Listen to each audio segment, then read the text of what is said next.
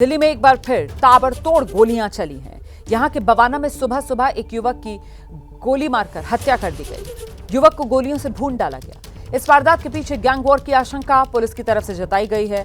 दरअसल मृतक दीपक कुख्यात गैंगस्टर मंजीत महाल का भांजा है और इस हमले के पीछे पुलिस को नंदू गैंग का हाथ होने की आशंका है, जिसका सरगना है कपिल सांगवान उर्फ नंदू। फिलहाल कपिल सांगवान विदेश में है। बताया जा रहा है दीपक अपनी मां, पिता और बेटी के साथ आज जब मॉर्निंग वॉक पर निकला तभी बाइक सवार बदमाशों ने आकर उस पर ताबड़तोड़ फायरिंग कर दी। दीपक की मौके पर ही मौत हो गई है। दीपक की बेटी जो मॉर्निंग वॉक के समय उसके साथ थी, उसे भी गोली लगी है। फिलहाल दीपक की बेटी खतरे से बाहर बताई जा रही है। तो ये मौका वारदात की तस्वीरें भी आप देख रहे हैं। यहीं पर दीपक को गोलियों से भूना गया। आज सुबह जब दीपक मॉर्निंग वॉक के लिए निकला था, मॉर्निंग वॉक पर जब दीपक निकला तो साथ में माता पिता और बेटी थे। माता पिता पीछे पीछे चल रहे थे, दीपक आगे था, साथ में दीपक की बेटी थी। बाइक सवार हमलावर आते हैं और दीपक पर गोलियों से वार कर देते हैं। दीपक की मौके पर ही मौत की खबर और दीपक की बेटी को भी एक गोली लगी, लेकिन गोली बच्ची के हाथ में लगी और इसी वजह से फिलहाल खतरे से बाहर दीपक की बेटी बताई जा रही है।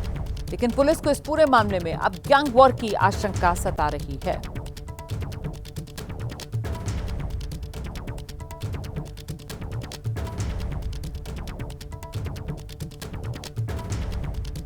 तो गैंगस्टर कपिल सांगवान पर पुलिस को शक है। कपिल सांगवान नंदू गैंग चलाता है और इस वक्त कपिल सांगवान जो है वो विदेश में बैठा हुआ है, ये भी जानकारी सामने आई है। सीधे आपको लेकर चलते हैं, हमारे साथ हमारे सहयोगी मनोज वर्मा इस वक्त मौजूद हैं। जरा मनोज से ही जानते हैं क्या जानकारियां मिल रही हैं। मनोज, अभी तक इस वारदात को लेकर पुलिस क्या कह रही है? जी बिल्कुल, देखिए आपको बताना चाहूंगा कि पुलिस ने जो है अपनी कई टीमें बनाई हैं बदमाशों को पकड़ने के लिए और आसपास की जो सीसीटीवी फुटेज है उनको खंगाला जा रहा है। पुलिस को एक बाइक पर 2 बदमाश नजर आ रहे हैं सीसीटीवी के अंदर और पुलिस के सूत्रों का ये भी कहना है कि बदमाश। मनोज, आपकी आवाज नहीं आ पा रही है, दोबारा से मनोज से संपर्क करने की हम कोशिश करेंगे। देखिए फिलहाल जो जानकारी मिल रही है तो युवक दीपक जो मॉर्निंग वॉक पर आज सुबह निकला था और ये गैंगस्टर मंजीत महाल का भांजा है, इसी को गोलियों से भून दिया गया है। मनोज, आपको आवाज मिल रही है मेरी? जी मुझे आ रही है, आपको आ रही है? जी मनोज, अपनी बात पूरी कीजिए, आपकी आवाज कट गई थी बीच में। जी बिल्कुल, देखिए बदमाशों ने जब इस वारदात को अंजाम दिया और वो जब भागने की कोशिश कर रहे थे तब आगे रास्ता बंद था। बदमाश वापस लौटे हैं और वापस लौटने के बाद दीपक को फिर से 2 गोली मारी है और उसके बाद वहां से फरार हो गए हैं। पुलिस इलाके की तमाम सीसीटीवी फुटेज को खंगाल रही है और एक फुटेज के अंदर पुलिस को बदमाश नजर भी आए हैं। पुलिस ने 5 टीमें बनाई हैं बदमाशों को पकड़ने के लिए और पुलिस का दावा है कि उनको जल्दी पकड़ लिया जाएगा। पुलिस गैंगवार की आशंका से भी इंकार नहीं कर रही है क्योंकि जिस शख्स की हत्या हुई है दीपक की, वो मंजीत महाल का सगा भांजा है और मंजीत महाल जेल के अंदर बंद है, जिसकी दुश्मनी कपिल सांगवान उर्फ नंदू के साथ है और काफी पुरानी दुश्मनी चली आ रही है। नंदू विदेश में बैठकर अपना गैंग चला रहा है, तो पुलिस का यही कहना है कि बदमाशों के पकड़े जाने के बाद ही हत्या की असली वजह साफ हो पाई। बिल्कुल, फिलहाल इन दोनों गैंग्स में किस तरीके की दुश्मनी, इसको लेकर क्या जानकारी मिल रही है? जी बिल्कुल, देखिए आपको बताना चाहूंगा कि ये काफी पुरानी दुश्मनी चली आ रही है। अगर मैं मंजीत महाल की बात करूं तो मंजीत महाल करीब 8 साल से जेल में बंद है और कपिल सांगवान के साथ इसकी पुरानी दुश्मनी है। दोनों ही एक दूसरे के गैंग के लोगों को जो है अपने गैंग मेंबर से मरवाते रहे हैं। हाल ही में पिछले साल जो नंदू गैंग है उसने एक प्रॉपर्टी डीलर की भी हत्या की थी और उस डीलर जो था वो मंजीत महाल के गैंग के संपर्क में था। तो लगातार जो गैंगवार हैं इनकी आपस में चली आ रही है। लेकिन जिस शख्स दीपक की हत्या की गई है, पुलिस के सूत्रों का साफ तौर पर यह कहना है कि दीपक का कोई क्रिमिनल बैकग्राउंड नहीं था। दीपक बीटेक करने के बाद ट्रेडिंग का काम कर रहा था और अपने परिवार के साथ यहाँ बवाना इलाके में रह रहा था। तो दीपक की हत्या के पीछे की क्या वजह है ये अभी तक साफ नहीं हो पाया। हालांकि अभी तक किसी गैंग ने भी जिम्मेदारी नहीं ली है, लेकिन पुलिस इसको कहीं ना कहीं नंदू गैंग से जोड़कर देख रही है और पुलिस का यही कहना है कि बदमाशों को जब जल्द गिरफ्तार किया जाएगा उसके बाद इस पूरी कहानी से पर्दा उठ जाएगा। बहुत शुक्रिया आपका मनोज इस तमाम जानकारी के लिए। जैसे कोई और अपडेट होगा फौरन दर्शकों तक हम पहुंचाएंगे। इस बीच अगली खबर का रुख कर रहे हैं। पंजाब के बटाला में सनसनीखेज वारदात वहां भी हुई है। कादियां रोड पर बदमाशों ने आज सुबह 2 लोगों की गोली मारकर हत्या कर दी है। मृतकों में गैंगस्टर जग्गू भगवानपुरिया की मां हरजीत कौर भी शामिल है। इसके अलावा एक और युवक करणवीर सिंह भी है। घुमड़ कला के भिकोवाल गांव के ये निवासी बताए जा रहे हैं। गैंगस्टर की मां हरजीत कौर और करणवीर की हत्या उस वक्त हुई जब दोनों एक स्कॉर्पियो गाड़ी में बैठे हुए थे और तभी हमलावर आते हैं और उन पर ताबड़तोड़ फायरिंग कर देते हैं। दोनों की मौत की खबर। तो जग्गू भगवानपुरिया गैंगस्टर है, उसी की मां की गोलियों से भूनकर हत्या कर दी गई है। पंजाब में गैंगस्टर की मां का मर्डर। पंजाब की कानून व्यवस्था यकीनन सवालों के घेरे में आएगी। कैसे पंजाब में गैंगस्टर्स के हौसले बढ़े हुए हैं और सरेराह गोलियां चल रही हैं। तस्वीरें भी आपके सामने हैं, सीसीटीवी की ये तस्वीरें। एक स्कॉर्पियो ਦੇ ਵਿੱਚ ਕੋਈ ਅਨਨੋਨ ਮੋਟਰਸਾਈਕਲ ਸਵਾਰਾਂ ਨੇ ਗੋਲੀ ਮਾਰ ਕੇ ਤੇ ਕੋਈ ਇੱਕ ਬੰਦਾ ਜਿਹੜਾ ਦੋਵਾਂ ਤੇ ਫਾਇਰਿੰਗ ਕੀਤੀ। ਇੱਕ ਲੇਡੀ ਹੈ, ਇੱਕ ਜੈਂਟ ਹੈ। 302 ਅਨਨੋਨ ਦੇ ਵਿੱਚ ਦਰਜ ਰਜਿਸਟਰ। ਉਹ ਜਿਹੜਾ ਹੁਣ ਉਹਦੇ ਕਰਨਵੀਰ ਦੇ ਜਿਹੜੇ ਪੇਰੈਂਟਸ ਆਏ ਆ, ਉਹਦੇ ਫਾਦਰ ਜਿਹੜੇ ਆ, ਉਹਦਾ ਨਾਮ ਆ ਪ੍ਰੇਮ। ਉਹ ਪੁਲਿਸ ਦੇ ਵਿੱਚ ਹੀ ਏਐਸਆਈ ਨੇ। ਉਹ ਸਾਡੀ ਜਿਹੜੀ ਹੈ ਰਿਸ਼ਤੇਦਾਰੀ ਦੇ ਵਿੱਚ ਮਾਮੀ ਲੱਗਦੀ ਹੈ, ਵੀ ਮੇਰੀ ਸਾਲੇਹਾਰ ਲੱਗਦੀ ਹੈ। ਜਿਹੜਾ ਪ੍ਰੇਮ ਹੈ ਜਿਹਨੇ कर्णवीर के फादर ने दसिया।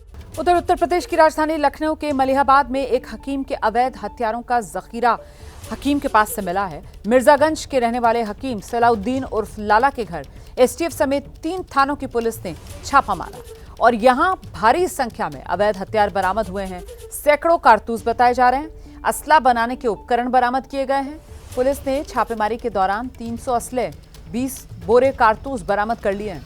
सूत्रों के मुताबिक हकीम के घर से मिले हथियारों में कुछ अत्याधुनिक और घातक हथियार भी हैं। हैरान करने वाली बात तो ये है कि जहां हकीम हथियारों की फैक्ट्री चला रहा था, वो मलिहाबाद थाने से महज 500 मीटर के फासले पर है। हिरासत में लिए गए सलाउद्दीन उर्फ लाला मलिहाबाद के मिर्जागंज क्षेत्र का निवासी बताया जा रहा है। उसके परिवार में पत्नी के अलावा 2 बेटियां हैं, जिनमें से एक नॉर्वे में रहती है, दूसरी लखनऊ की इंटीग्रल यूनिवर्सिटी में पढ़ाई कर रही है। कुछ साल पहले तक सलाउद्दीन डाकघर के पास एक दवा की दुकान चलाते थे। पुलिस को संदेह सलाउद्दीन लंबे समय से अवैध हथियारों के कारोबार में शामिल और हथियार आसपास के क्षेत्रों में सप्लाई भी कर रहा था। पुलिस और एसटीएफ की शुरुआती जांच में इस बात की आशंका जताई गई, सलाउद्दीन का अवैध हथियारों का कारोबार किसी बड़े नेटवर्क या आतंकी संगठन के साथ जुड़ा हो सकता है। सीधे आपको लेकर चलेंगे, हमारे साथ हमारे सहयोगी विवेक राय इस वक्त मौजूद हैं। जरा विवेक से जानते हैं, विवेक किस तरीके से भंडाफोड़ हुआ है इस पूरे मामले का?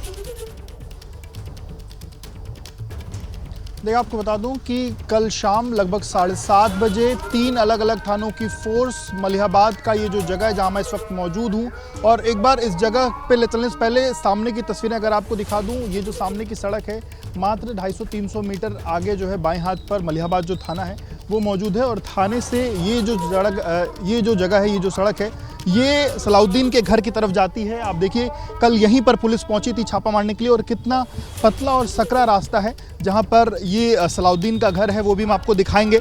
पुलिस को कहीं से सूचना मिली कि सलाउद्दीन के घर पर अवैध हथियारों का बड़ा जखीरा है, जिसके बाद पुलिस की टीम के साथ साथ 3 अलग अलग जो मलिहाबाद थाने की पुलिस, उसके साथ साथ रहीमाबाद थाने की पुलिस और एक अन्य थाने की पुलिस और एसटीएफ की जो टीम है वो यहाँ पर पहुंची। और ये रहा वो सलाउद्दीन का घर। एबीपी न्यूज़ के कैमरे पर हम सलाउद्दीन का वो घर दिखा रहे हैं, और यही 1 मंजिला वो घर है जिसके ये 2 दरवाजे हैं, और जिसमें ये जो ब्लैक गेट का जो दरवाज़ा है ये अंदर से बंद है, और ये जो दरवाज़ा है जब पुलिस इनको हिरासत में लेकर गई तो ये दरवाज़ा फ़िलहाल बंद है। और इसी घर में लगभग 1000 स्क्वायर फीट का ये मकान, और इसी घर में पुलिस को हथियारों का एक बड़ा जखीरा जो है वो मिला है। 7:30 बजे पुलिस छापेमारी करने पहुंचती है और लगभग 11:30 बजे तक पुलिस छापेमारी यहाँ पर करती है। और इसमें पुलिस ने हालांकि शुरुआती तौर पर इसको लेकर के कोई भी जानकारी भी बाहर नहीं आने दी है, लेकिन पुलिस ने ये बात ज़रूर कबूल करी है कि कुछ अवैध जो असलहे हैं वो मिले हैं।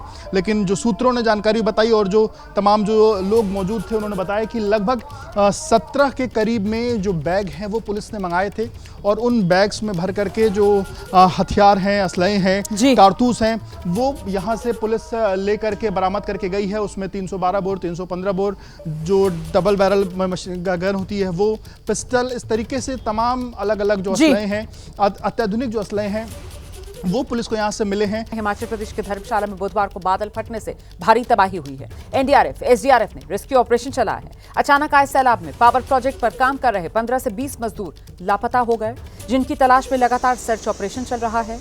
अब तक 4 लोगों के शव बरामद हुए हैं। पुलिस और रेस्क्यू टीम सर्च ऑपरेशन में जुटे हैं, लेकिन बीच बीच में बारिश और रेस्क्यू ऑपरेशन में खलल पड़ रहा है। बारिश की वजह से धर्मशाला में जहां बादल फाड़ तबाही मची, वहीं ग्राउंड जीरो पर मौजूद एबीपी न्यूज संवाददाता सचिन कुमार की रिपोर्ट दिखाते हैं।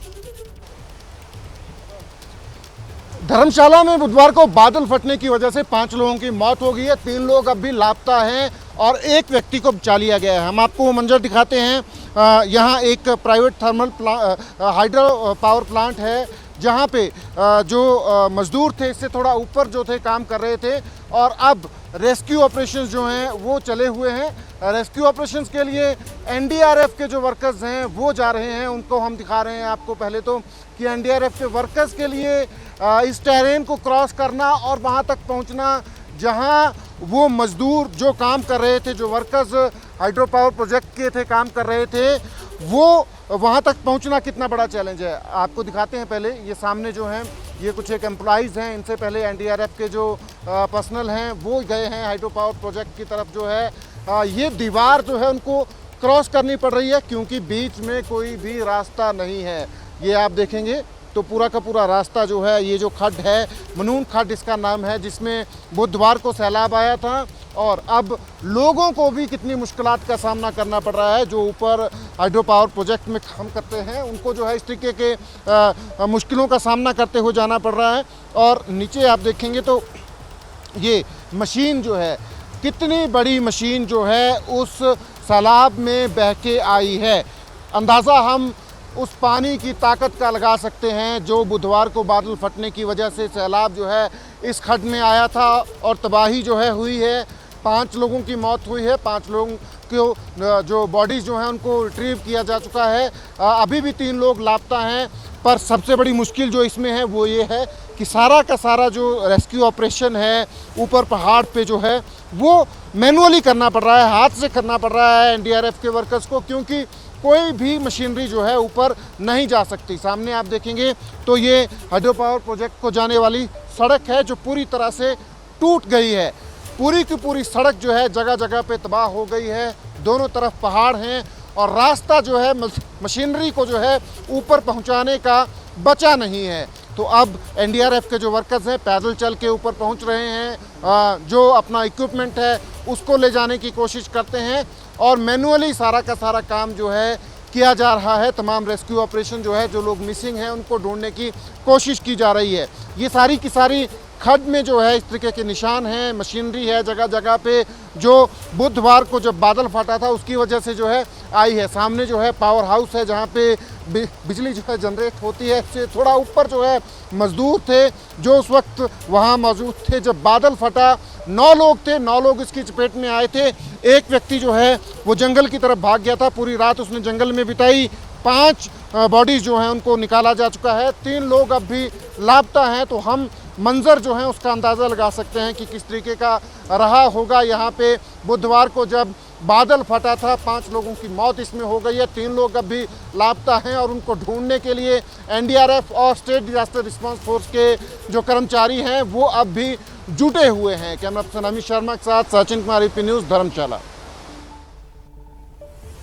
तो ये तस्वीरें आप देख रहे हैं धर्मशाला में जहां ये आपदा आई है, वहीं से एबीपी न्यूज़ संवाददाता सचिन की ये रिपोर्ट और तस्वीरें देखिए जरा किस तरीके से ये जो कुदरत का कहर यहाँ टूटा है सैलाब की शक्ल में, जिसमें पानी ऐसे भरभरा कर आया और पहाड़ों में गाद और मिट्टी अपने साथ लेकर आया कि उसी में सब कुछ तहस नहस हो गया।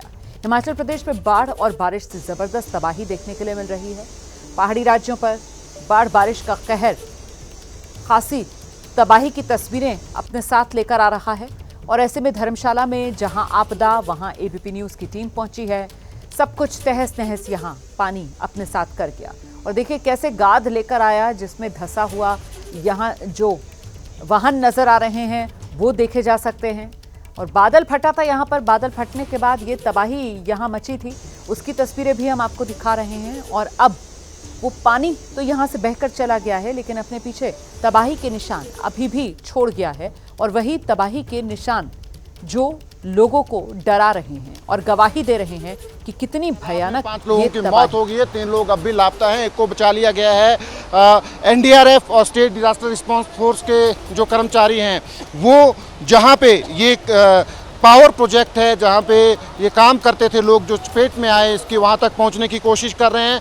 और दूसरी तरफ आपको दिखाते हैं जो लोग अभी मिसिंग हैं, लापता हैं, उनके रिश्तेदार जो हैं वो अपनी जान जोखिम पे डाल के जो है जाने की कोशिश कर रहे हैं आगे, ताकि जो लापता लोग हैं इनके परिवार के, उनके बारे में पूछ सकें, उनके बारे में जान सकें कि ऊपर किस तरीके से रेस्क्यू ऑपरेशंस चले हैं। उनको ढूंढने के लिए काफ़ी खतरों भरा काम है, क्योंकि एक तो सड़क जो है पूरी तरह से टूट गई है इस हाइड्रो पावर प्रोजेक्ट पर जाने के लिए जो सड़क थी, और लोग जो हैं जाने की कोशिश ज़रूर कर रहे हैं यहाँ से। यहाँ कुछ लोग रिश्तेदार भी हैं, जो लोग ऊपर मिसिंग हैं उनके। जी, आपके कोई जानने वाले हैं ऊपर जो अभी मिसिंग हैं? हाँ सर, मेरे जीजा जी हैं। जी, आपका नाम क्या है? मेरा हुकुम सिंह सर। जी, तो जो मिसिंग हैं आपके जीजा जी, उनका क्या नाम है? विपिन कुमार। विपिन। तो कहाँ के रहने वाले हैं? वो सर चंबा के हैं, सलूनी के हैं। सलूनी के हैं। जी सर। अच्छा, तो आपसे या परिवार से कब उनकी बात हुई थी अंतिम बार? जब मंगलवार को आए थे उनकी वाइफ से हुई थी बात।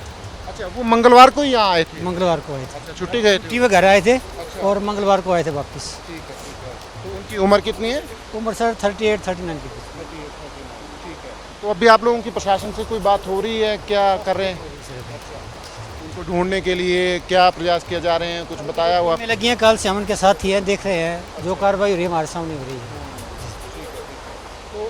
ये आप सुन सकते हैं कि इनके जो रिश्तेदार हैं, पारिवारिक सदस्य हैं जो लापता हैं, 3 लोग, उनके लिए ये लोग जो हैं यहाँ पहुँचे हैं ताकि उनके बारे में जान सकें। ये मनूनी खड्ड है जिसमें सैलाब आया था और 5 लोगों की इसमें मौत हो गई है। बड़ी बड़ी मशीनें जो हैं बह के जो हैं नीचे आई हैं और एक व्यक्ति जो है उनको बचा लिया गया।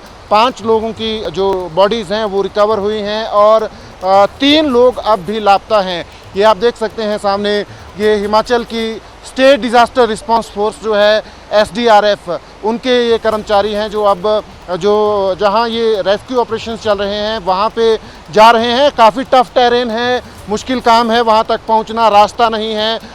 तकरीबन 8 किलोमीटर जो है बिल्कुल पैदल चल के इन तमाम जो राहत और बचाव कर्मी हैं उनको पहुंचना पड़ता है। ये देख सकते हैं आप HP SDRF HP state disaster response force के ये कर्मचारी हैं जो किस तरीके से यहाँ से जाने की कोशिश कर रहे हैं, क्योंकि सड़क नहीं है, कोई व्हीकल नहीं जा सकता है, कोई मशीनरी नहीं जा सकती है। तो NDRF और SDRF जो जवान हैं वो पैदल चल रहे हैं, 7-7 8-8 किलोमीटर पैदल चल के जो है घटनास्थल पे पहुंच रहे हैं। मैनुअली हाथों से जो है वहाँ पे तमाम जो बचाव कार्य हैं वो किए जा रहे हैं। और आपको एक बार बता दें कि अभी जो यहाँ पे मौसम है वो भी बारिश वाला बना हुआ है, जिसकी वजह से भी जो परेशानियां जो हैं रेस्क्यू ऑपरेशंस में वो आ रही हैं। ये आप देखेंगे स्टेट डिज़ास्टर रिस्पांस फोर्स के ये कर्मचारी जो हैं किस तरीके से यहाँ से बिल्कुल कॉर्नर से एक बिल्कुल रास्ता जो है बनाया गया है। और ये ख़तरनाक रास्ता है क्योंकि चढ़ने के लिए बिल्कुल संकरी सी ये जगह है जहाँ से ये लोग चढ़ने की कोशिश कर रहे हैं। और आप देखेंगे कि एक दूसरे की मदद करके, हाथ दे के जो है ये चढ़ने की कोशिश कर रहे हैं ताकि जो घटना स्थल है वहाँ पर पहुँचा जाए। आज दूसरा दिन है रेस्क्यू ऑपरेशंस का।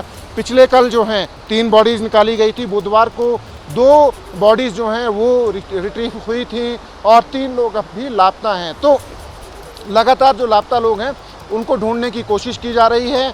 NDRF state disaster response force के कर्मचारी जो हैं घटनास्थल पे पहुंच रहे हैं, पर समस्या यही है कि कोई मशीन्स जो हैं वहाँ पे पहुंच नहीं पा रही हैं, यहाँ से जो है जा नहीं रही हैं। मैनुअली जो है कोशिश की जा रही है वहाँ पे जो है NDRF के जो और SDRF के जो कर्मचारी हैं उनके द्वारा ढूंढने की। फ़िलहाल इससे आगे जो है सारा रास्ता जो है ये लोग पैदल चलेंगे। यहाँ तक जहाँ मेन रोड है वहाँ से भी तकरीबन 3 किलोमीटर है, 4 किलोमीटर है। इससे आगे भी ऊपर तकरीबन 3 किलोमीटर ये रास्ता जो है चलने की कोशिश कर रहे हैं NDRF और SDRF के जवान। तो काफ़ी मुश्किल भरा काम है। लगातार जो 3 लोग मिसिंग हैं उनको ढूंढने की कोशिश जो है राहत और बचाव कर्मी जो है कर रहे हैं।